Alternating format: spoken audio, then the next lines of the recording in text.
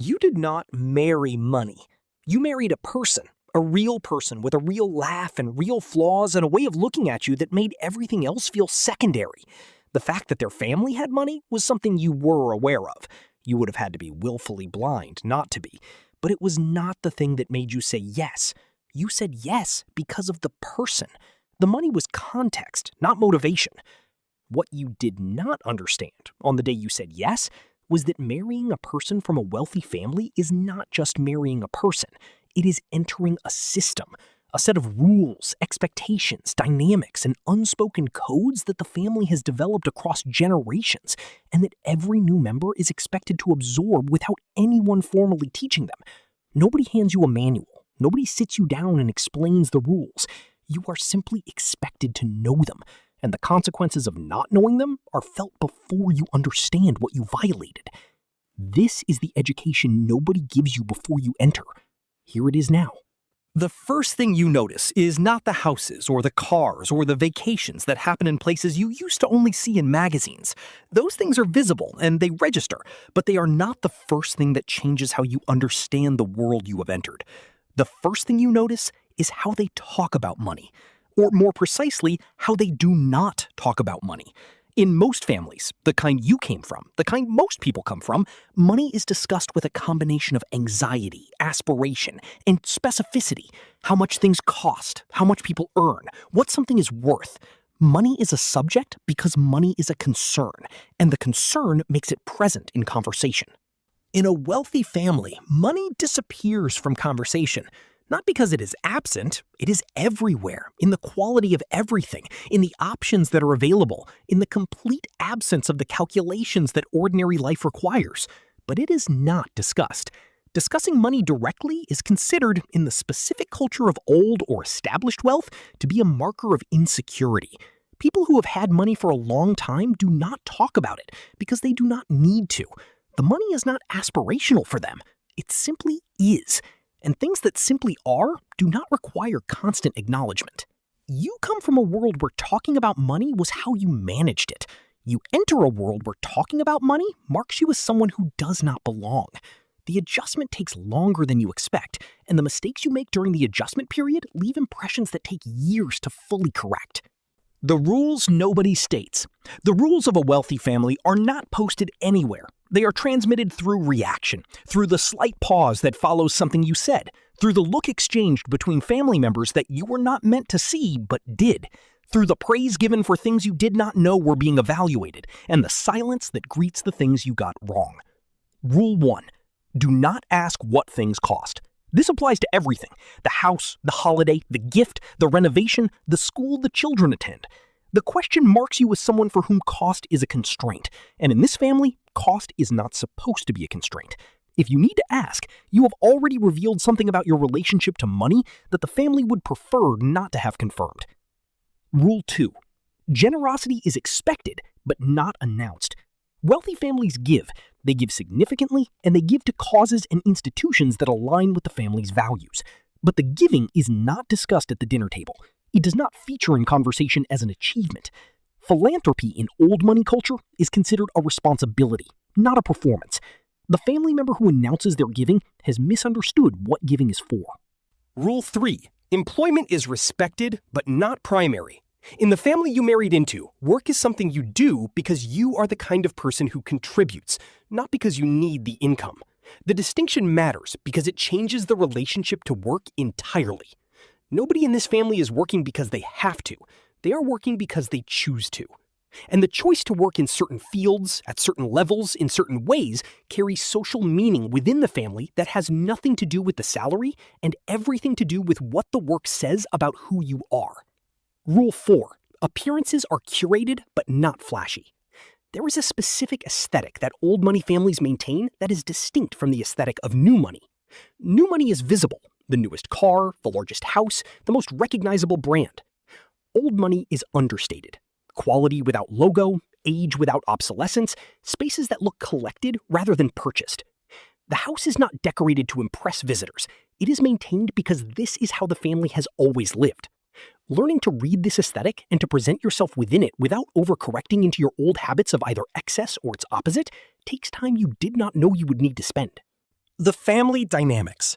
The family itself is a structure, not in the warm, informal sense that word sometimes suggests, but in the architectural sense. Load-bearing elements, specific roles, expectations that have been in place longer than any current member has been alive.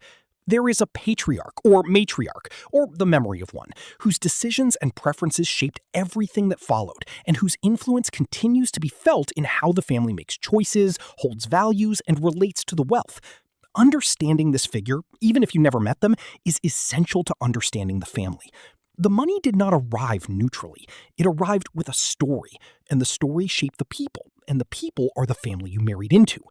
There are the children of that original wealth, your partner's parents' generation, who have their own relationship to the money depending on what they built or failed to build with what was given to them. The ones who multiplied what they inherited carry a different energy from the ones who preserved it, and both carry a different energy from the one who lost some of it and recovered. These histories are not discussed directly, but they are present in every conversation about money and every decision about the family's future. There are the cousins, the in-laws, the extended network of people who are connected to the family and who all have their own positioning within the system. Some of them are inside the wealth fully, some are adjacent to it, some are in tension with it.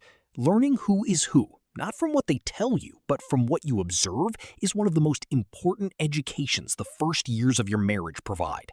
And then there is your partner, who grew up inside all of this, who takes much of it for granted, not out of arrogance, but out of the simple fact that it is the only world they have ever known, whose blind spots about how unusual their upbringing was are not character flaws, but the natural result of having no other reference point, whose ability to help you navigate the family system is both the most valuable resource you have and limited by the fact that they have never had to navigate it from the outside looking in. What the money actually does. After the first years, after the learning curve begins to flatten and the rules become second nature and the family accepts you in the fuller way that acceptance comes after time has been logged, you begin to see what the money actually does that your previous life did not prepare you to see. It removes the floor of anxiety, not the ceiling of aspiration. Wealthy people are as capable of wanting more as anyone else, but the floor. The specific, grinding background anxiety of ordinary financial life. Will there be enough? What if something goes wrong? How do we cover this? Simply does not exist in the same way. The absence of that anxiety is something you feel as a physical change, a loosening of something that had been tight for so long you stopped noticing it was there. It purchases time. Not in the abstract motivational poster sense, but literally. The tasks that ordinary life requires that cost hours and mental energy, finding the cheapest option, managing the logistics that money can delegate, navigating the friction that poverty introduces into every simple transaction, those tasks disappear or are handled by people whose job is to handle them. The time that returns is real, and it is available for things that actually produce value in your life. It changes what risks are available to you. The person without capital cannot start the business that requires capital to start, cannot take the career risk that requires a financial cushion to survive the early period, cannot make the move, take the gap, pursue the thing that has no immediate income. Wealth does not make you brave, but it removes the specific consequences of courage that make courage unaffordable for most people. It also creates a specific kind of blindness. The family you married into genuinely does not always understand what ordinary financial life looks like, not because they are cruel or indifferent, but because they have not lived it, and the imagination has limits that experience does not. This blindness produces moments of genuine disconnect, decisions that make perfect sense from inside the wealth, and that reveal a fundamental misunderstanding of what life looks like outside it. Navigating these moments, being the bridge between what the family knows and what the world you came from knows, becomes an unexpected and ongoing part of your role. What you take with you. The education that marrying into a wealthy family provides is not primarily about money.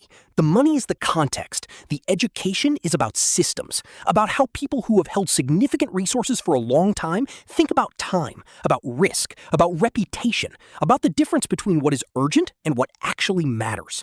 You learn that wealth is not primarily about spending, it is about structure. The structures, the trusts, the family councils, the investment philosophies, the philanthropic commitments, the estate planning that wealthy families build are the reason the wealth survives across generations, while most wealth disappears by the third.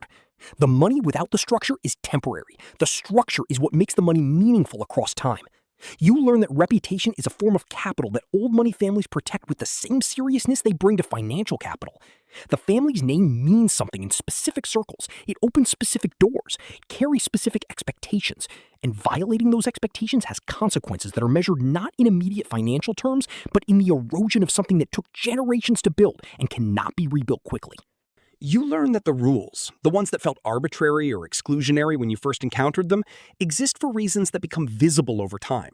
Not all of them are good reasons. Some of them encode prejudices and class assumptions that deserve to be challenged, and that you, as someone who entered this world from the outside, are sometimes better positioned to challenge than the people who grew up inside it. But many of them are genuinely functional. They are the accumulated wisdom of people who have tried to hold significant resources together across time and learned what causes them to fracture. You did not marry money.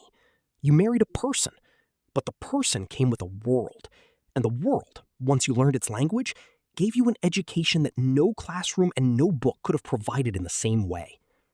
The tuition was paid in the currency of patience, observation, and the willingness to be wrong in front of people who were watching to see how you handled being wrong.